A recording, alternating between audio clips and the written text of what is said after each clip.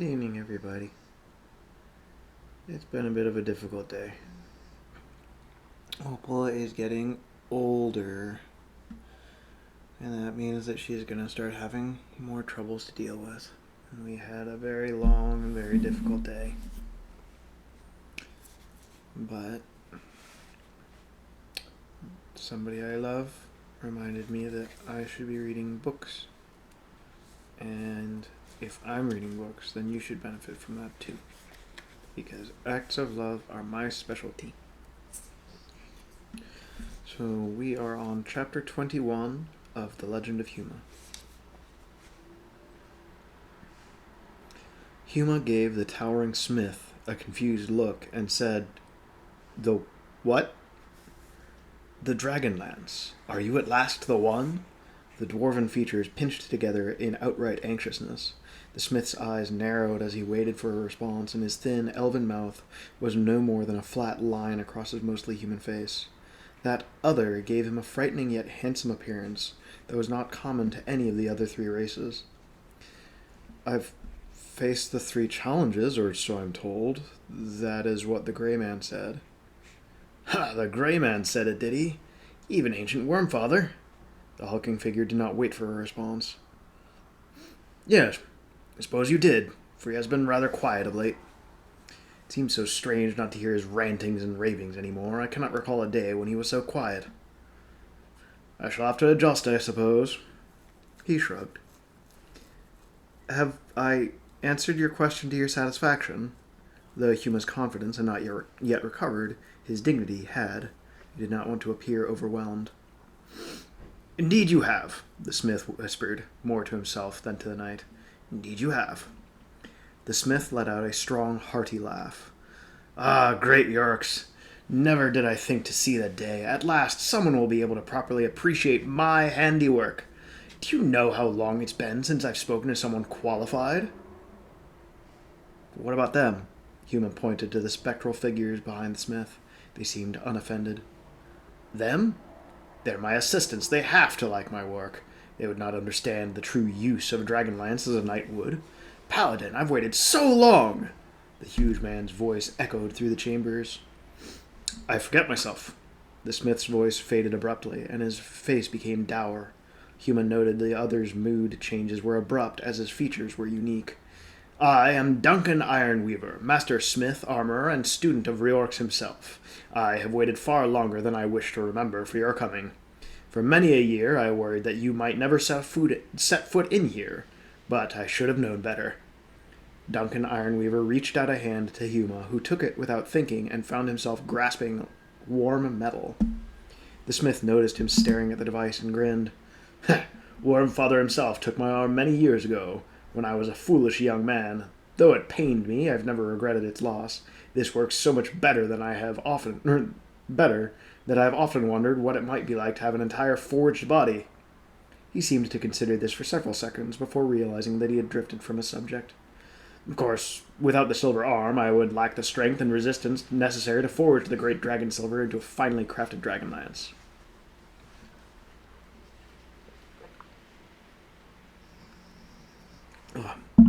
Again, the Dragonlance. What is the Dragonlance? If it is what I've come for, can I see it?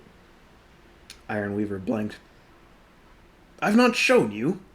He put a hand to his head, unheedful of the soot spread on both. "Of course not. My mind is addled. Come then, follow me, and we shall gaze together on a wonder that encompasses more than my simple skills and your daring." The smith turned and wound a path into the darkest depths of the chamber. The four shadowy assistants made way for their master and the knight. The helpers seemed to melt into the darkness itself by the time Huma was near enough, and the only things he could glimpse were four pairs of eyes that seemed to stare straight through him. Several yards ahead of him, Ironweaver was whistling a tune that vaguely resembled a solemnic marching song. That made Huma relax a little, though he did wonder just what connection the smith had with the Knights of Solamnia and how far back it went. By this point, the knight would not have been surprised if he had awakened back at Vanguard Keep and discovered that all of this was a strange dream. They came to another door, and the huge smith stopped and turned to Huma. "Beyond that door, only you will go. I have much work to get back to. Another will lead you back to the outside world and to your friends. Friends? How did Duncan Ironweaver know about Kaz and Magius? And the Dragonlance? You will know it when you see it, my little friend. Where do... Huma started to ask something else, but stopped abruptly when he found himself talking to the air. He quickly turned back in the direction that they had come, but the smithy itself was no longer visible. Only darkness. Huma took a few tentative steps in that direction and then retreated in disgust as his face came in contact with a spider's web of incredible size and thickness. He spat the foul substance from his mouth and examined the web. It was old, the culmination of generations and generations.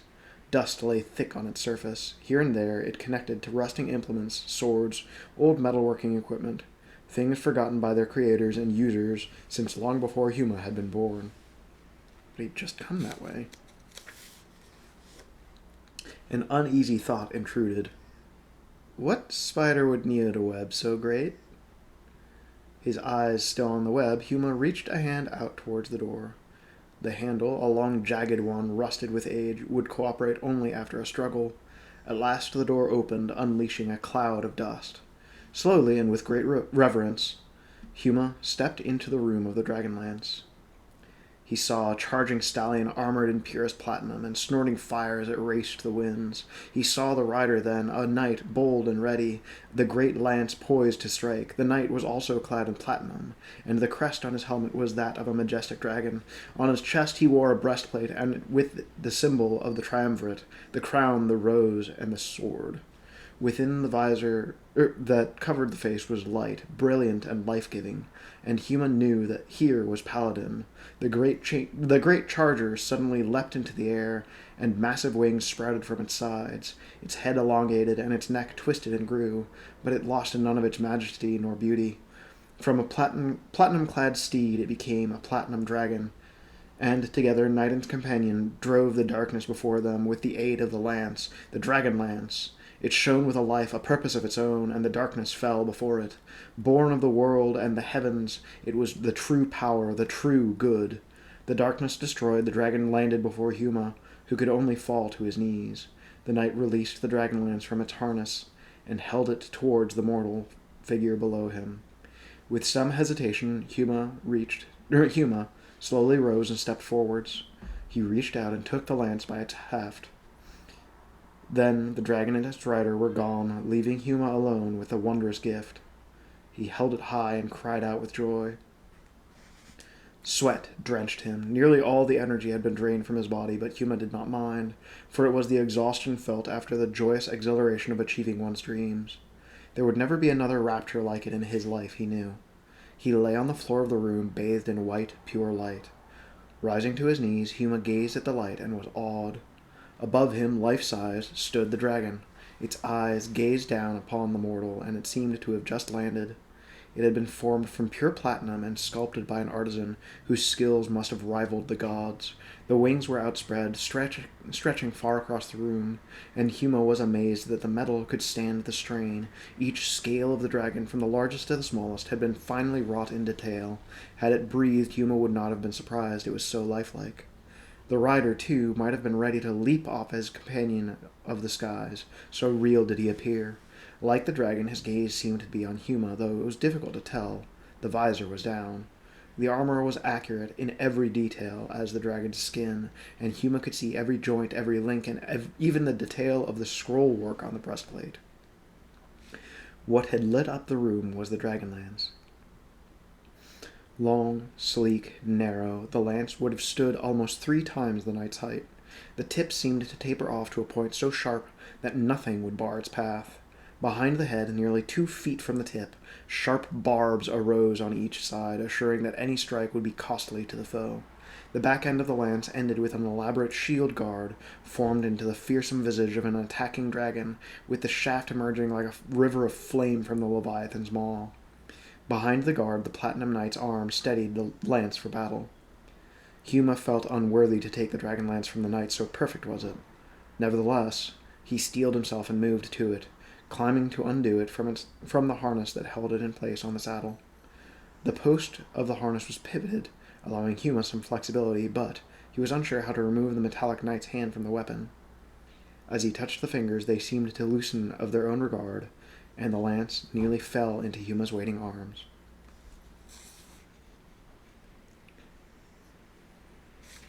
So 3 times the knight's height, that is somewhere between 15 and 18 feet long.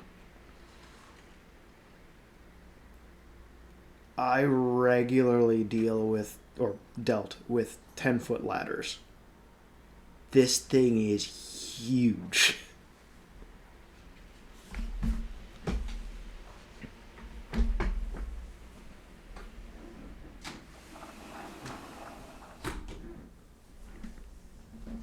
So 12 to 15 feet is like a car length.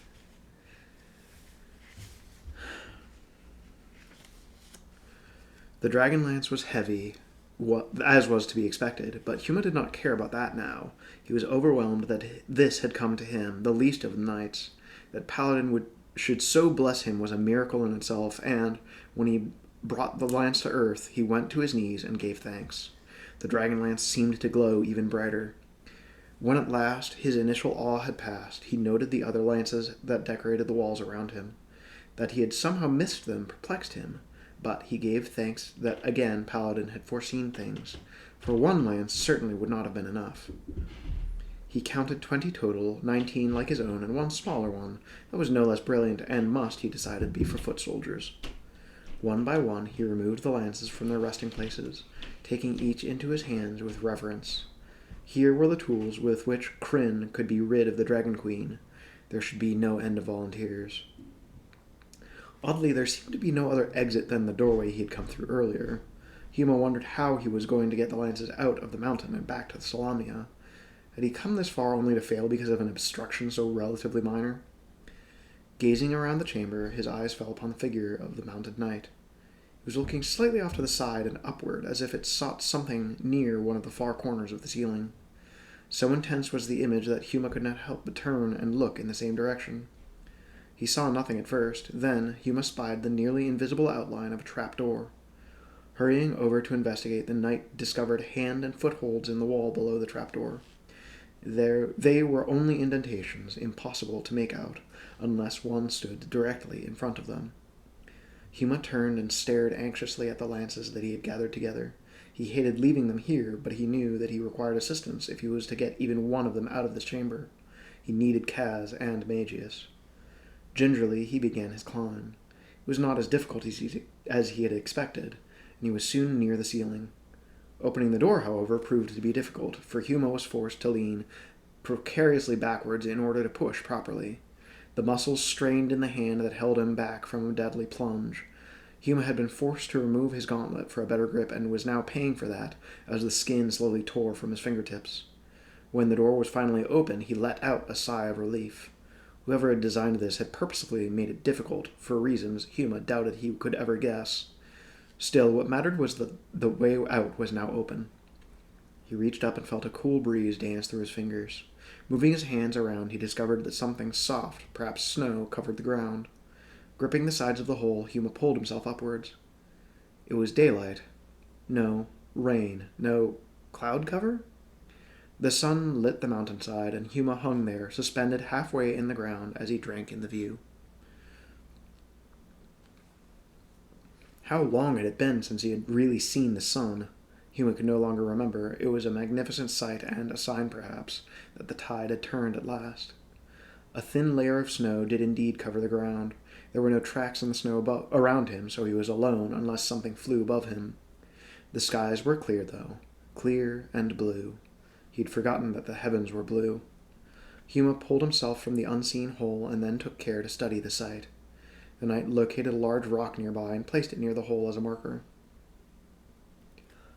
I hoped you would succeed. I prayed you would succeed. Had you not, I don't know that I would have what I would have done. Gwyneth! The name burst from his lips even as he whirled. She was clad in a simple cloak of silver hue, her hair fluttering.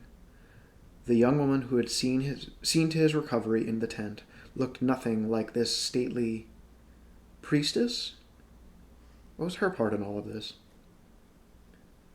I have indeed succeeded, Gwyneth. Below our very feet lay the weapons that will rid this world of the Dragon Queen. She smiled at his enthusiasm and stepped forwards. Her feet seemed to barely touch the snowy ground, and Huma noted that she left no trace of any path. "Tell me about it." He tried to, how he tried, but the words that tumbled from his mouth were too weak, too complicated, too simple for what he was trying to describe. It all sounded too improbable, or so improbable as he relayed his quest to Gwyneth. Had he really undergone all of that? How had the ancient terror called Wormfather been turned into a gleaming metal artifact several times the size of the night? Had the vision in the chamber of the Dragonlance been real or the product of his own delusion? But Gwyneth took it all in, her face impassive save for an unidentifiable look in her eyes as she observed Huma. When he was finished, she nodded sagely and said, "From the moment I first saw you, I saw greatness. I saw in you what so many others before you did not have. You truly care about the folk of Krynn. That is where the others have failed. They cared, but it was little compared to their personal ambitions." Huma took her by the arms and held her. "Will you vanish now, like the Grey Man and the Smith?" "I will, for a time." "You must locate your companions. When you return, another will be waiting for you, one whom you have met and who will be of aid in the coming days." "And Kaz and Magus?" "They're near," she smiled. "I am surprised that they have tolerated one another for this long."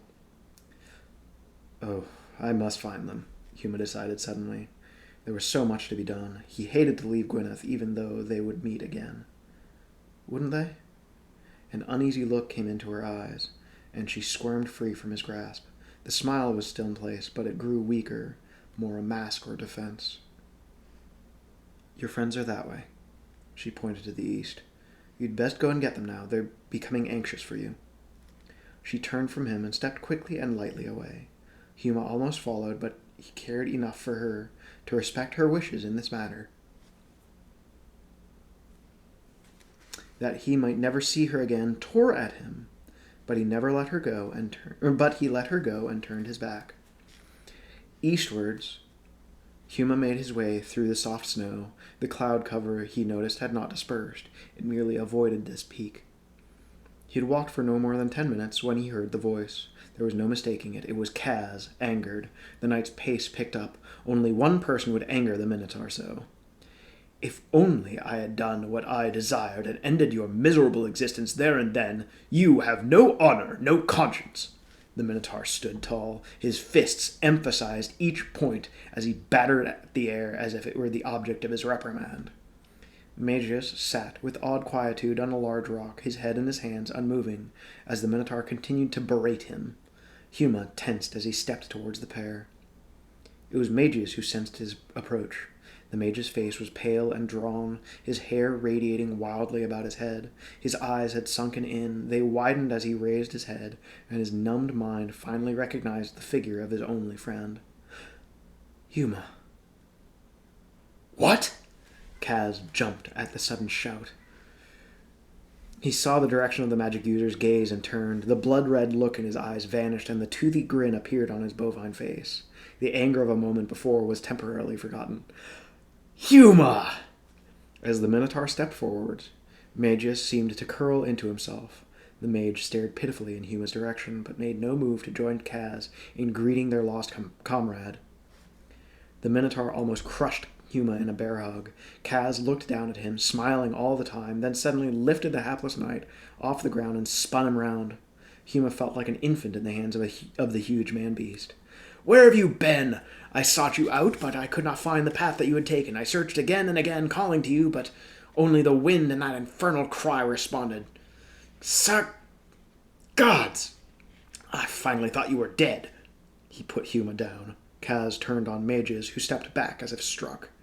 "When I told that one what happened, he fairly shouted with glee at first." "What?"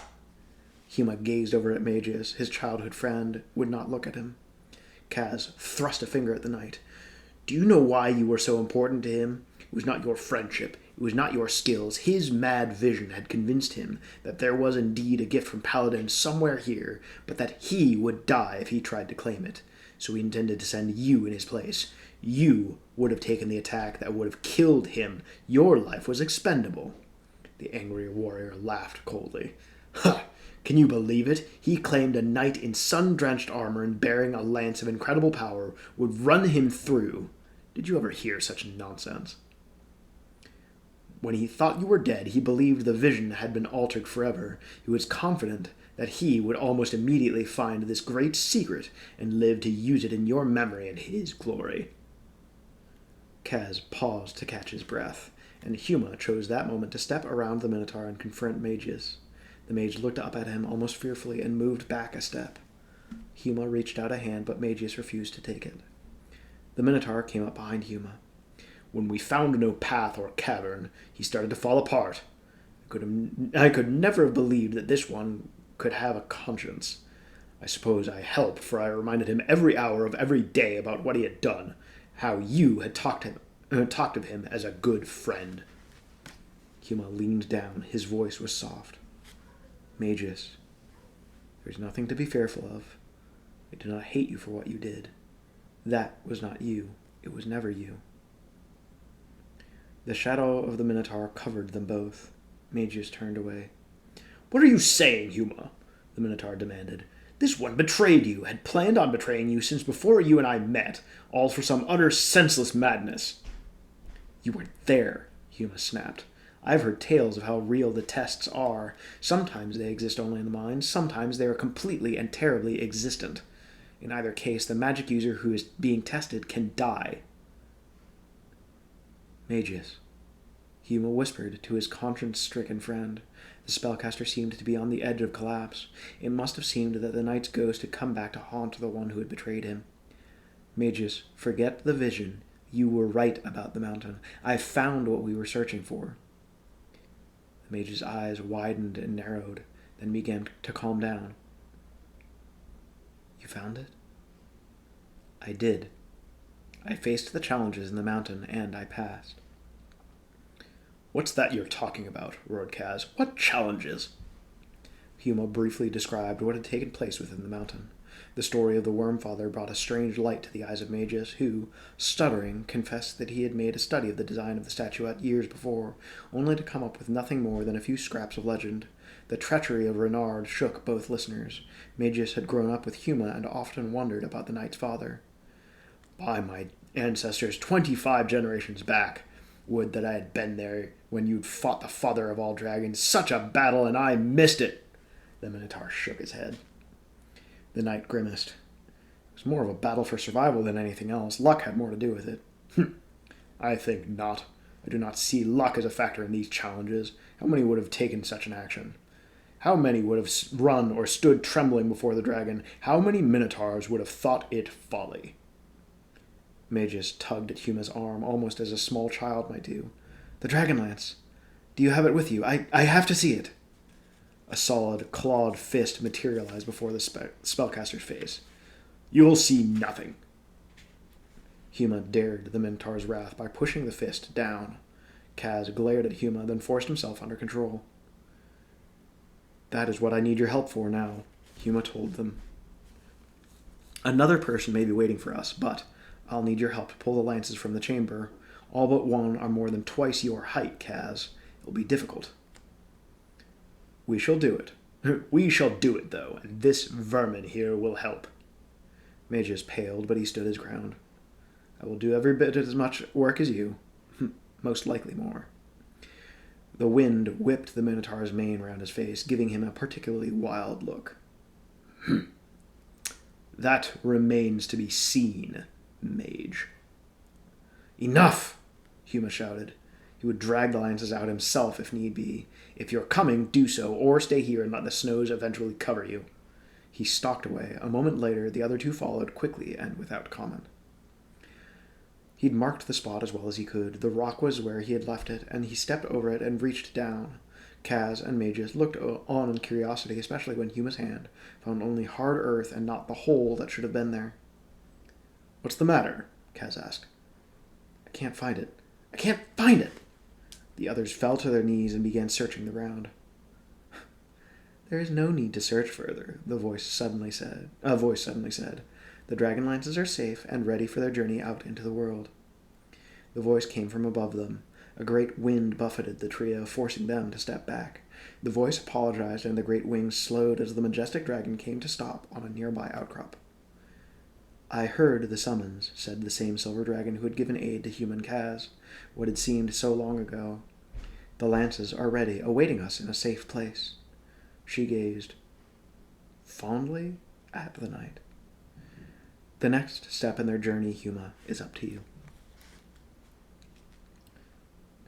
Chapter 22. "You? Did Gwyneth sent for you?" The silver dragon's head bobbed in acknowledgement. "This was the area of my birth long ago. I still come here. It is part of my duty, part of my destiny to stand watch here, waiting for the day that the dragon lances will be revealed to the world." "How did you fare against the darkness?" Huma asked. He remembered the dragons as they waited for the magical blackness to envelop them. At that time, he had wondered whether they would live or die. "We were vanquished." There was a very human bitterness in her voice. It was more than just the work of renegades. We could feel the presence of the black robes, though they were reluctant to be involved for some reason. And something else, something so malevolent that 2 of our number died there and then merely because of its presence. We suspected, and by the time we had lost, we knew. She hesitated. "Takhisis has come to Kryn itself." They were all stunned. The Minotaur's mouth worked, but no sound emerged. Magus was shaking his head again and again as if he could deny it. Huma just stood there, the stony look on his face, masking well the fear and anguish that he felt. The Dragon Queen on Kryn, hope, it would appear, was lost. Or was it? Immediately, Huma remembered the vision of the Platinum Knight who had vanquished the darkness with the glory of the lance. He cut off any comments by stating flatly, "This means nothing. We have the dragon lances. Hope remains." Kaz shook his head while Magus simply absorbed every word. The dragon looked on in satisfaction. She seemed quite pleased with Huma's reactions. The wind was beginning to pick up, and neither Huma nor his companions had any intention of staying on the mountain any longer than necessary. They needed food, and they needed a rest. Huma asked the silver dragon, "Where are the lances?" "They are far down below with your horses. I could carry them all, perhaps, but it would leave me barely able to maneuver, much less keep aloft.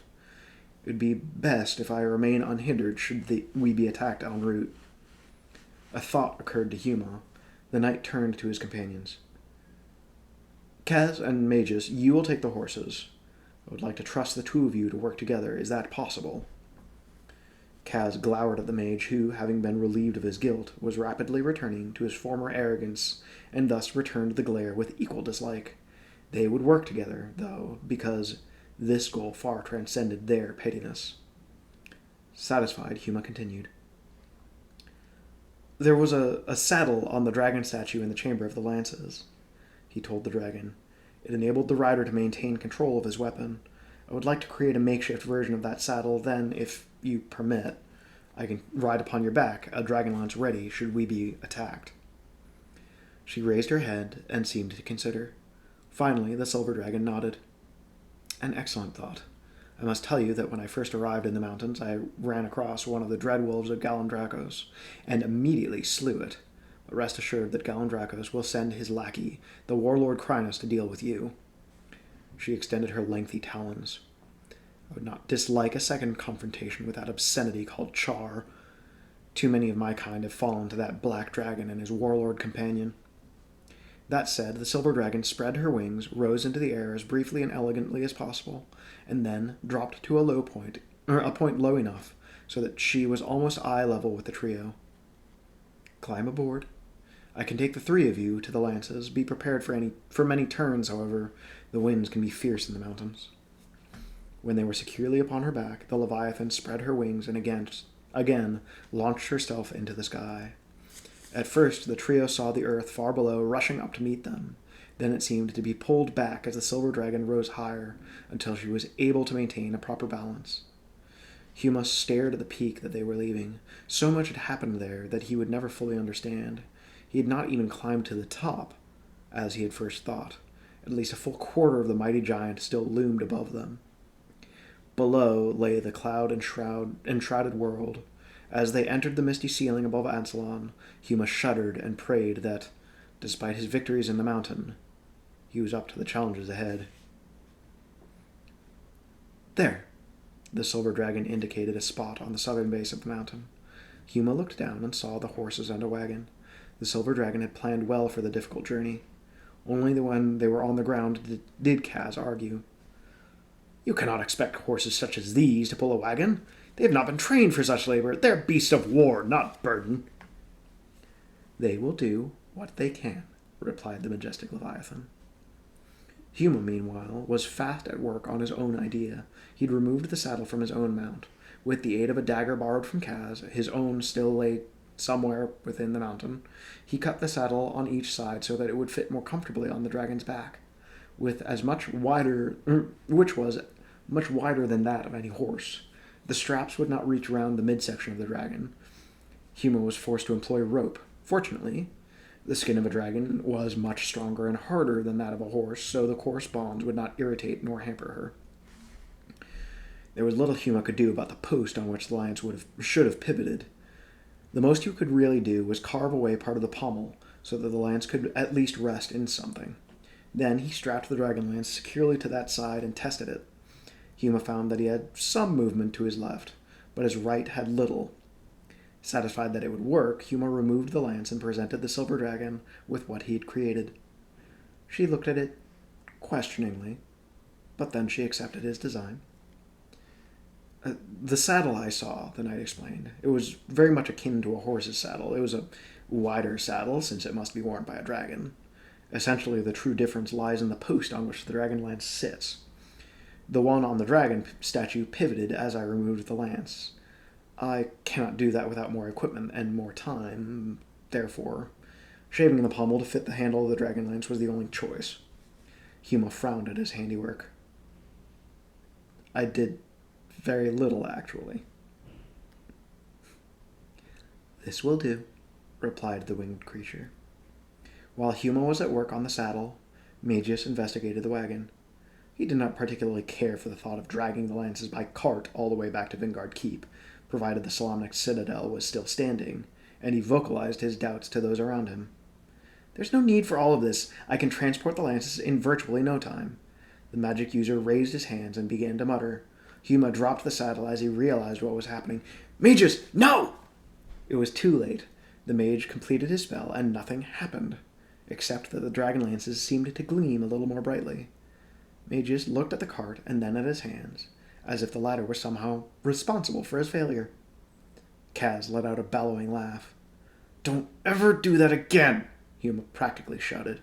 "You are fortunate. The dragon lances are impervious to your magic. There's no telling what might have happened if you had tried a more powerful spell." The saddle was secured to the dragon shortly thereafter. It fit, barely. The cuts that Huma had made into the sides of the saddle let it flatten out. The ropes were tight, but did not bind the dragon uncomfortably. When that was finished, the knight separated the original lance from the others, and, with Kaz's help, tied it loosely to the left side of the saddle's pommel. It was decided that Magius would drive the wagon and Kaz would ride along as escort on the remaining horse. Above them, Huma and the dragon would act as scout and protector. Huma paused before mounting the dragon. He stared at the peak.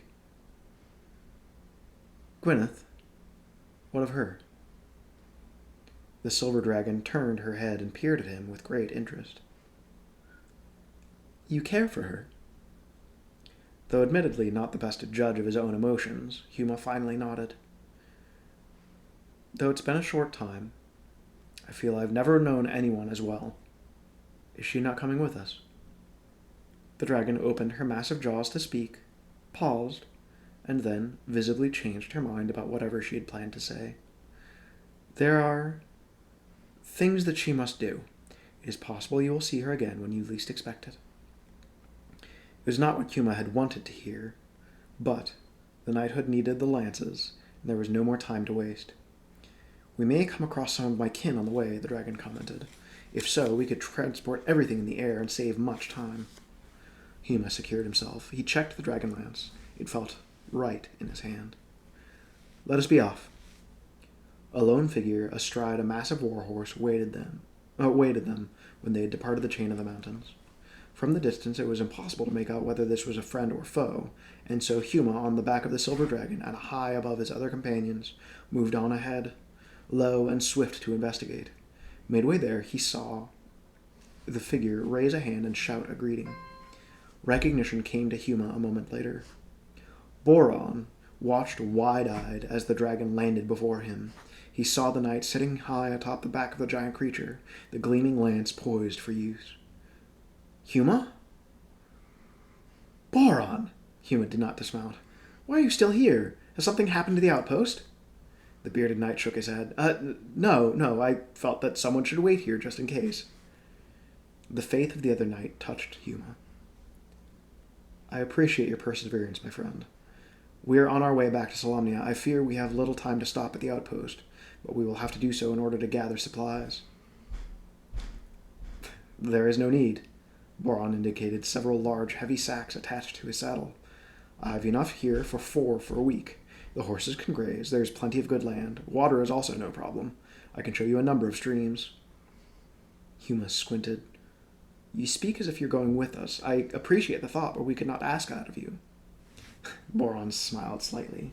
I have received permission from Tagan to return with you to Solamnia. He feels that a report should be made of activities at the Central Command and to see if there was anything the Grandmaster Trake would take of us. Or would have of us.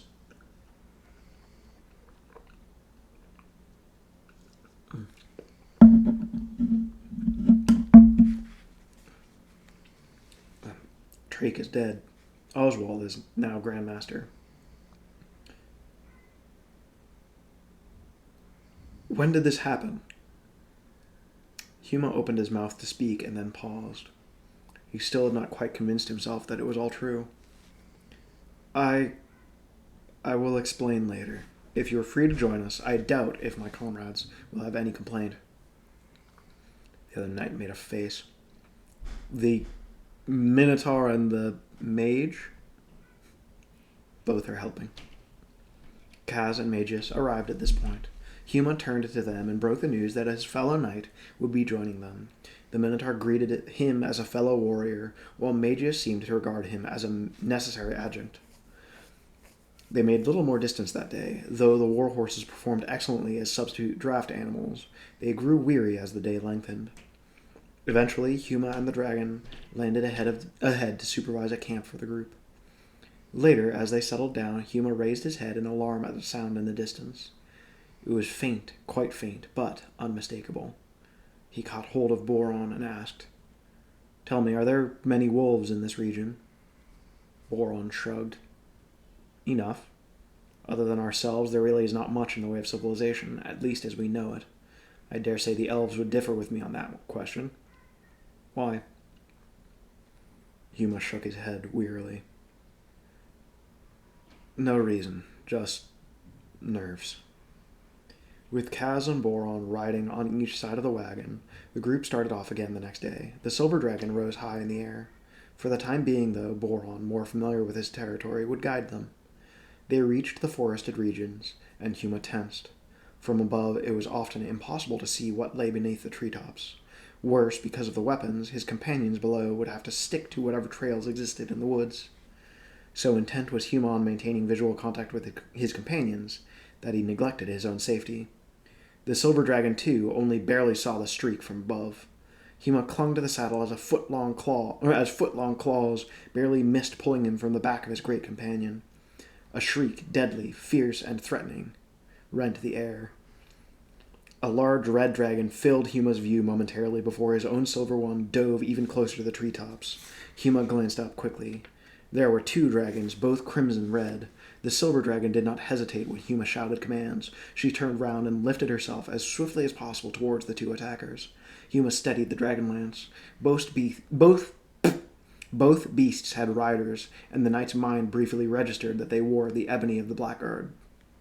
Then the 2 red dragons were arcing towards them, and all thoughts of anything else vanished. Huma tapped the left shoulder of the silver dragon, and she immediately swerved to take on the red in the lead. The thrust of the lance went through the terrible crimson beast so quickly, so suddenly, that the silver dragon was almost dragged to earth with it when she could not pull away fast enough. The rider of the dead Leviathan was able to take one swing at Huma in that brief time, then struggled helplessly as the lance was extracted and the man and dragon plummeted towards the forest below. The second dragon, above the brief battle, dove and attempted to wrench both rider and lance from the back of the silver dragon. The silver dragon, already backing up, increased her velocity. The red beast, instead of landing on its intended victim, came to a confused halt only a few lengths in front of its opponents. The red's rider shouted something. The enemy dragon tried to continue its descent, but it hesitated a moment too long. Unfortunately, the lance succeeded only in penetrating the outer hide. The silver dragon, though, raked the left wing of her evil counterpart as she passed over. The guardsman on the red dragon's back turned and swung at the silver dragon with a broadsword, striking a lucky blow across her snout. The sword had cut deeply. The blackguard was not so defenseless as either Huma or his dragon had believed. The red wobbled away, the damage to its wing severe, but it turned in a swift, jagged arc and came charging back. At that moment, two more dragons broke through the cloud cover. One was red, the other was huge, bigger than the red's, and coal black. The black shrieked angrily, not at Huma and his companion, but at the wounded red dragon. The red ignored the call, so intent was it on avenging itself. To the surprise of all, the black dragon, it was indeed Char, Huma could finally see, unleashed a fearsome blast of liquid. The rider of the red turned just in time to see it coming. The liquid engulfed both rider and dragon. They became one single burning mass, and Huma gasped. Acid. Char's own desire for vengeance was so great that he destroyed the two. He wanted the silver dragon and the knight who rode her for the wounds that they had inflicted on him and his master Crinus. The remnants of the red dragon and rider plummeted earthward. "Behold, vomit dragon!" The sole red and its rider remained in the background as Char and the tall figure astride him, the warlord Crinus, sought the two who had humiliated them earlier. This time, Huma knew, the battle would not end until one or the other was dead. Huma chanced to look downwards. As he feared, dark armor-clad figures dotted some of the more open spaces in the woods, more of the blackguards. He could see no sign of the wagon nor of his companions, and prayed that they could hold their own. Huma already had more than he could handle. As if marking those thoughts, Char dove at them. "Be ready, Huma," the silver dragon called. "If I can, there are a couple of tricks that I can make use of, but the dragon lance is our best hope for defeating this obscenity once and for all." The two dragons battled for superiority. Higher and higher they rose, neither gaining an advantage. Huma felt the silver dragon shudder as she drew a deep breath. Was she tiring? He wondered. Char, sensing this, seemed almost to smile in triumph. Huma's companion suddenly unleashed a cone-shaped mist that enveloped the front portion of Char. The black froze in mid-flight and began to fall earthwards. "Huma!" the silver dragon cried hoarsely. "I did not strike him directly, and he is terribly strong-willed. You must attack before he recovers from the paralysis." Even as she spoke, she slowed to dive. Huma gripped the saddle with one hand, the dragon lance with the other, and the neck of his companion with both legs.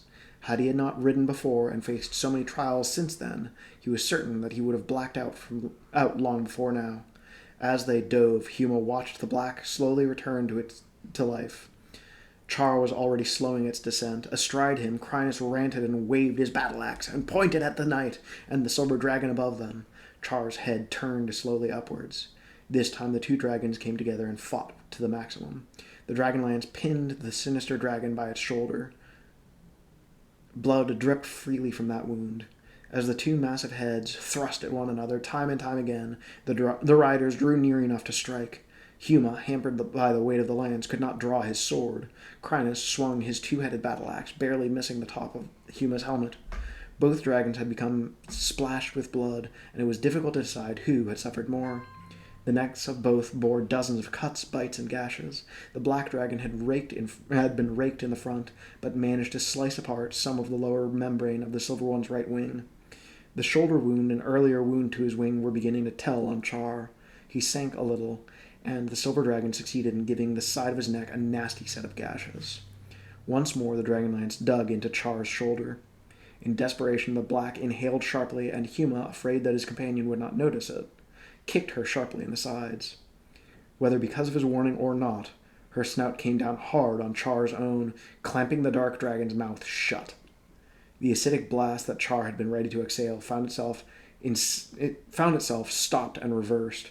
The black shivered and shook, suffocating and burning at the same time. The frenzy of his wounding sent his claws jabbing deep into the torso of the silver dragon. Char stopped flying as his entire system reeled from the acid and the loss of oxygen. All four combatants found themselves falling. "My wings will slow us, but we will still strike with great severity," the silver dragon shouted. "If I can, I'll shift to act as a cushion for you." Crinus, meanwhile, seemed unconcerned with the fall. Even now, he struggled to reach Huma or the silver dragon. The wind prevented him from doing too much, and in anger or madness, the warlord unhooked himself from the safety of the saddle and promptly was sucked away from the rest of the group. He didn't even scream. Huma stared at the vanishing figure, unable to believe the insanity of the black-armored warlord. The trees rushed up towards them. Char's grip suddenly became limp, and the silver dragon was at last able to release herself. By then, it was too late. They dropped into the treetops with a tremendous crash. So we are on page 266 out of 379. So we have 113 pages left.